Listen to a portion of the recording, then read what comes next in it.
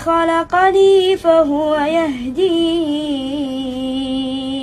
والذي هو يطعمني ويسقين وإذا مرضت فهو يشفين والذي يميتني ثم يحيين والذي أطمع أن يغفر لي خطيئتي يوم الدين. السلام عليكم، كيفكم؟ شو أخباركم؟ رجعت لكم بفيديو جديد، إن شاء الله تكونوا بأحسن الأحوال وانتوا عم تشوفوا فيديو اليوم. بس بالبداية خلونا نصلي على النبي. اللهم صل على سيدنا محمد وعلى آله وصحبه وسلم. إذا كنتوا أول مرة تشوفوني لا تنسوا تشتركوا بالقناة وتفعلوا زر الجرس، طبعا لا تنسوني من لايك والكومنت. خلونا نبلش الفيديو. فيديو اليوم على طلبكم نزلت فيديو لروتيني برمضان ليوم كامل. طبعا أنا غبت عنكم هيك كم يوم لأني صار معي شوية هيك شغلات. جدي توفى الله يرحمه، بدي منكم هلأ تقروا له الفاتحة على روح مصطفى أرمنازي إن شاء الله. هيك يا رب الله يجعله من سكان أهل الجنة ويرحمه ويغفر له يا رب. هلأ مثل ما شفتوا أول ما فقت بلشت بالصالون، كان فيه شوية هيك كركبة من وقت السحور، يعني نظفته كله وسويته بالمكنسة الكهرباء. وهون بعد ما خلصت رحت على المطبخ.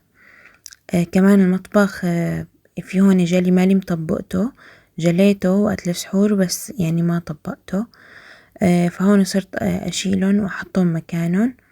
طبعا أنا بفرجيكم هالتفاصيل لحتى أطالع لكم الجزء اللي ما بطالعه على طول بالفيديوهات. يعني مثلا نحن اللي بننشر مثلا يوميات أو روتينات يومية، نحن مو 24 ساعة بيتنا مرتب، مو 24 ساعة مثلا عم نشتغل، بس نحن منطالع جزء الحلو أو الجزء المرتب من حياتنا. فيعني مثلا بسمع عن بنات بيقولوا يا الله انتو شلون بتلحقوا، شلون هيك بيتكم على طول نظيف، شلون. هلا اكيد قدر الامكان نحن بنحاول انه على طول يكون مرتب، بس ما دام في اولاد بالبيت فانه يعني حطي في بالك انه الكركبه هذا شيء طبيعي. يعني انا بعد العاب بناتي من ديكور الصالون بصراحه، لانه لو لميتهم مره ومرتين وعشرة بالاخير هذا ولد يعني رح يرجع ينكش.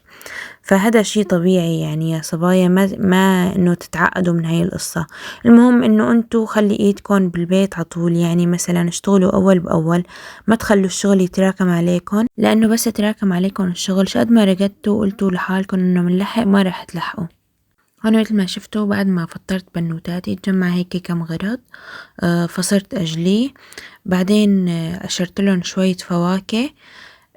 طبعا أنا كتير بحاول مع بنوتاتي ياكلوا فواكه، لأنه يعني مو بسهولة بتقبل أي ولد إنه الفواكه أو يحبها. فأنا عطول مثلا ريحة جايبة بحط لهم مشان أخليهم يتعودوا عليها، لأن القصة مش صغر. يعني إذا ما عودت الأولاد مش صغر ياكلوا فواكه رح يكبروا وما رح يكونوا يعني متعودين على الفواكه، فما رح ياكلوها. لهيك يعني من الصغر أنا عم بعلمهم إنه يشربوا حليب، ياكلوا فواكه، مثلا مكسرات، جوز، لوز، هالقصص. يعني بظبط لهم اياها بطريقة حلوة، شي يحسوا كأنه أكلات، يعني يفرحوا عليها، شي يتعودوا عليها. يعني هلا مثل ما شفتوا انتقلت على غرفة النوم، خلصت الترتيب. طبعا غرفة النوم كتير كتير صغنونة وصغيرة، لهيك ما بظهر لكم تفاصيل الترتيب، لاني اساسا يعني ايش قد ما حاولت ابعد عن الكاميرا رح اطلع بالكاميرا لاني غرفة كتير صغيرة. فهون شلت وجبة غسيل كانت منشورة يعني كانت نشفانة وخالصة، فشلتها وحطيتها لهون عم بنشر وجبة جديدة. طبعا رح تستغربوا انه ليش انا حاطة المنشر هون بالممر. انا بيتي نزول طابق لتحت يعني، فما عندي بلكون ولا شباك مثلا انه احسن انشر عليه، فبضطر انشر الغسيل بالممر. بس انه عادي يعني بنشف. يعني مثلا اذا كنت برا البيت بشغل مروحة لبين ما ارجع بكون نشفان. اذا جوا البيت على تدفئة البيت نفسها، هلا بالشتاء مثلا مو مشغلين التدفئة، فانه التدفئة نفسها بتنشف الغسيل. طبعا انا بصراحة حاليا شعوري بين زعلانة بين فرحانة. زعلانة على جدي انه الله يرحمه توفى وصلي زمان ما اللي شايفته، وما في قدرة إنه أشوفه لأنه هو أساسا بسوريا وأنا بتركيا. زعلانة على الشهداء اللي راحوا من كم يوم، أكيد سمعتوا على اللي صار باللاذقية وعلى اللي استشهدوا من الأمن يا حرام، والناس كمان حتى من الساحل في فئة معينة استشهدت ما لها ذنب يعني بريئة. فوالله كتير زعلانة عليهم، بس بنفس الوقت ما بعرف يعني خبر اليوم كتير فرحني وخلاني انبسط انه الحمد لله رب العالمين سوريا صارت كلها لأنها كان بالبداية كان في قامشلي ودرعا وهالأماكن كان فيها يعني فصائل أو يعني شي تابع للأكراد، فكانت مثل إنه مقسمة. فالحمد لله صار هلأ اتفاق، اتفقوا مع بعضهم وصار قسد تحت التابع للدولة السورية دولتنا يعني، وما بقت في يعني تقسيم وقصص. فالحمد لله رب العالمين سوريا الله بالكامل موحدة حرة، إن شاء الله هيك يا رب قبل ما تنفرج ببقية المواضيع التانية مثل الكهرباء المي الأوضاع تتحسن نرجع لبلدنا، لأنه بالأخير يعني بالنهاية واحد ما له غير بلده. هلا خلينا نرجع طبختنا. رح اساوي مندي، ويا صبايا صدقا صدقا هي اطيب طريقة مندي ممكن تجربوها، كتير طعمتها طيبة. هلا بالنسبة لبهارات المندي انا هلا بساويها على ايدي ما بجيبها جاهزة، وكتبت لكم المقادير على الشاشة. طبعا هاي البهارات بستعملها للرز وللفروج. اخذت منها معلقة ونص تقريبا صغيرة مشان تتبيلة الفروج، وضفت معها معلقة كاري، وربع معلقة صغيرة من صفار هذا الزعفران بودرة هيك بقولوله، أو بتحسنوا تستعملوا الزعفران نفسه كمان بصير. ربع معلقة لأني اللون كتير قوي، وحطيت شوية زيت مازولا. طبعا بخلطن وبصفي الفروج نقعته هون بخلوا ليمون نضفته كتير منيح ونقعته. هلا بصفي المي من الفروج وبصير بدهن هاي التبلة. طبعا بفركها بإيدي حصرا مشان تدخل التبلة لكل الفروج. أنا هون الفروج عندي إياه فخاد مقطع، بتحسنوا انتو تحطوا فروج كامل، بتحسنوا تحطوا فروج مقطع على كيفكن. وطبعا إذا نقعتوا الفروج بالتبلة قبل بيوم بيكون أحسن، بس أنا هون ما كان معي وقت فنقعته قبل بكم ساعة. إيدي نضافة بس هاي متصبغة من صفار الزعفران كتير اللون قوي. هلأ هون لبين ما ينتهي الفروج قلت بساوي الرز بحليب المبطن، أكلة كتير طيبة وخرج ضيوف هلأ برمضان. هون عندي أنا لترين حليب، رح أساوي رز بحليب بس لترين، إنه حسب عيلتي بيقدوني.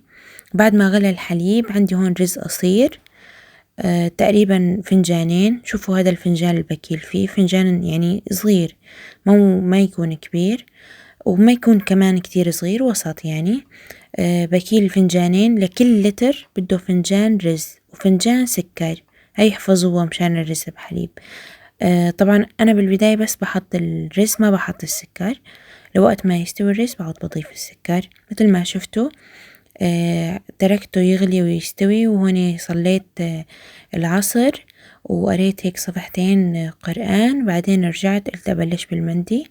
هون عندي بقى عطرية قرنفل وهال وقرفة وورق غار، وزعلنكن لومي كمان حطوه، أنا كان خالص من عندي.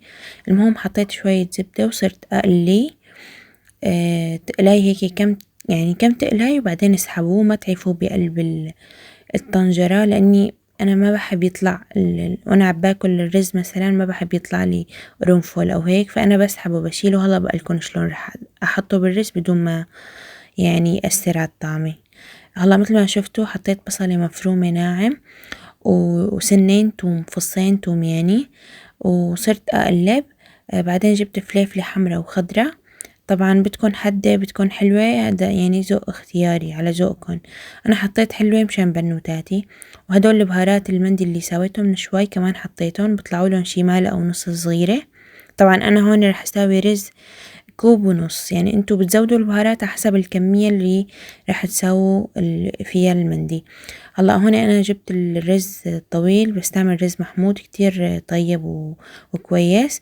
وهون شوفوا البصل بعد ما داب، يعني حاولوا تقلوه كتير منيح لدرجة انه يدوب، بس ما يشقر. قبل ما يصير اشقر يعني بتطبوا الرز. بالنسبة للرز انا ما بنقعه، فقط غسل. هلا بالكبسة انا بنقعه، بس بالمندي وبالفرن لاني رح يطول مدة طويلة بالفرن، فانا ما بنقعه، ما محتاج نقع. المهم بس غسلته وشين 3 من النشا، وهون طبيته وصرت اقلبه تقليبتين 3 وبكون خالص يعني.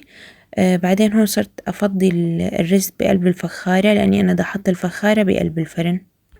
هون جبت ورقة زبدة، وشفتوا البقى العطرية هاي اللي قليتها من شوي، هيدا أحطها بورقة الزبدة وعاملة مثل صرة هيك وأحطها مع الرز، هيك بتاخد النكهة بدون ما يطلع لك بقلب الرز قرنفل أو هال أو هيك. هون حطيت المي، بحط لكل كاسة رز كاسة وربع، ولا تستغربوا من الكمية منيحة لأنه رح يطول الرز بالفرن يعني في مدة طويلة، فعلى البخار هو رح يستوي، فما بحتاج أكتر من كاسة وربع.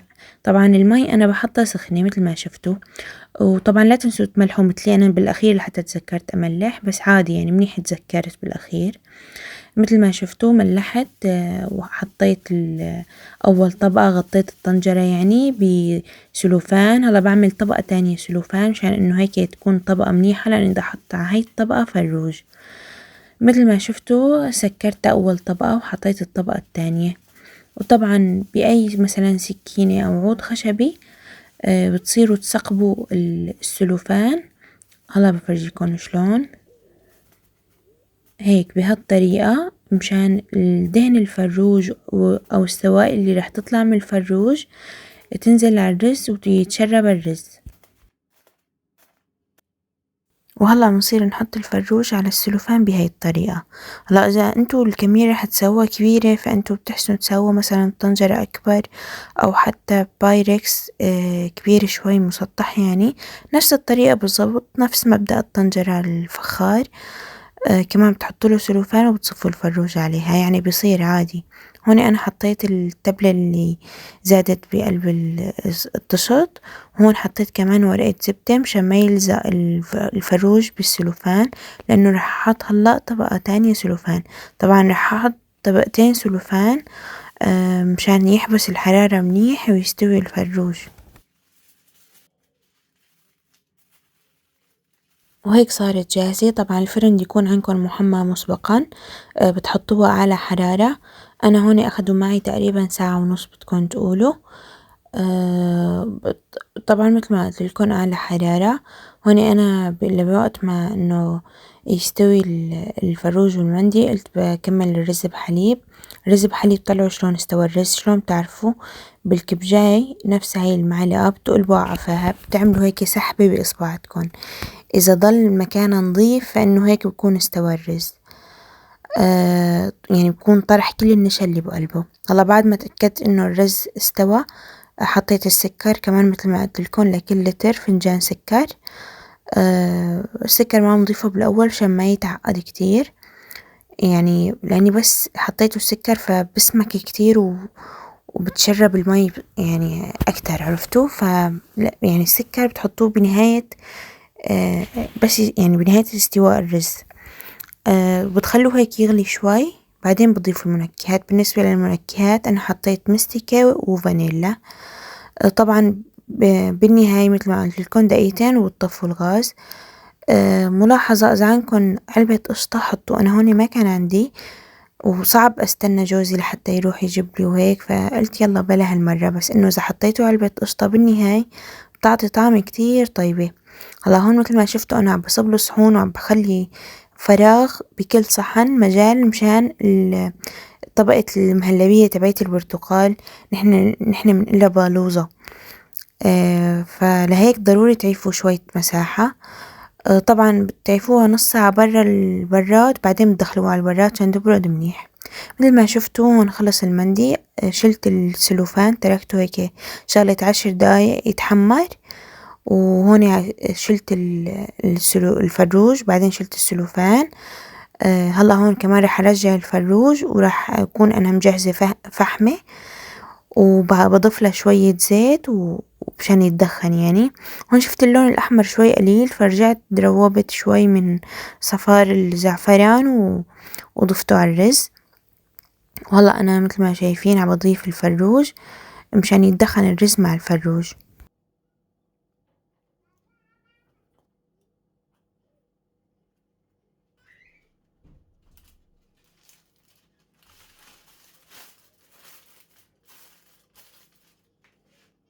طبعا بنغطي الطنجرة كتير منيح مشان تنحبس الدخنة.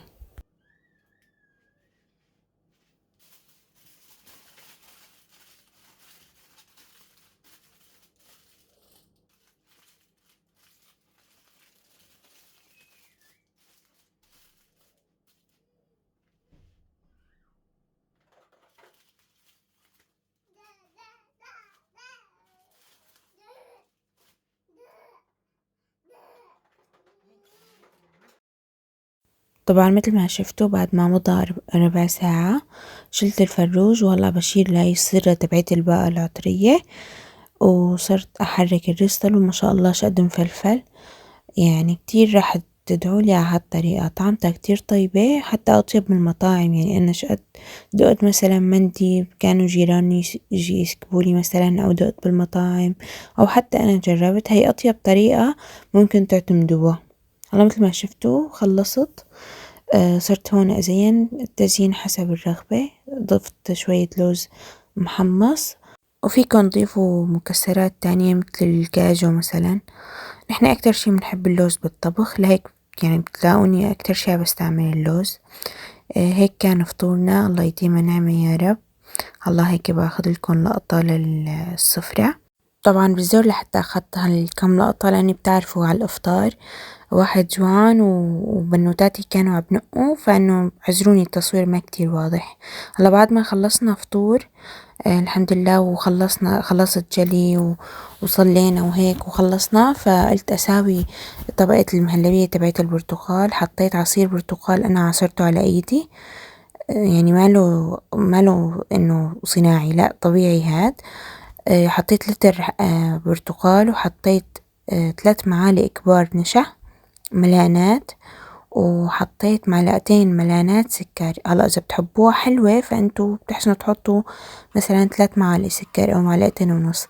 نحن ما بنحبها كتير حلوة، لهيك حطيت بس معلقتين. على البارد بتحركوه، بعدين بتشعلوا النار وبتضلوا بتحركوا ليسمك. طريقتها كتير سهلة. مثل ما شفتوا طلعت صحون الرز بحليب من البراد، كانوا هن بالبراد، ولازم يكونوا كتير باردات، يعني بردوا كتير منيح، عرفتوا، لحتى تحسنوا تحطوا الطبقة التانية مشان ما يختلط كل شي مع بعضه. هيك صار جاهز البالوزة، نحن بنقلها بحلب، صارت جاهزة. هلا بصير بضيف شوي شوي فوق الرز بحليب. طبعا الطبقة يعني انتوا بتحسنوا تتحكموا فيها على كيفكن، بتحسنوا تخلوا نص بنص، بتحسنوا تخلوا مثلا رز بحليب اكتر من البالوزة، وبتحسنوا تخلوا البالوزة اكتر حسب انتوا شو قد بدكن تسكبوا بالصحن. طبعا كمان مثل الرز بحليب بتعيفوه تقريبا شغلة نص ساعة برا البراد، وبعدين بتدخلوه على البراد. بالنسبة للتزيين حسب الرغبة، أنا زينت جوز هند وبس، يعني ما حسيت انه اذا حطيت مكسرات راح يطلع طيب وبس. والله يا صبايا هيك بكون وصلنا لنهاية الفيديو. يا رب تكونوا استمتعتوا واستفدتوا من الفيديو. لا تنسوني من لايك مثل ما قلت لكم، والكومنت، واذا كنتوا جداد بالقناة لا تنسوا تشتركوا بالقناة. يلا سلام.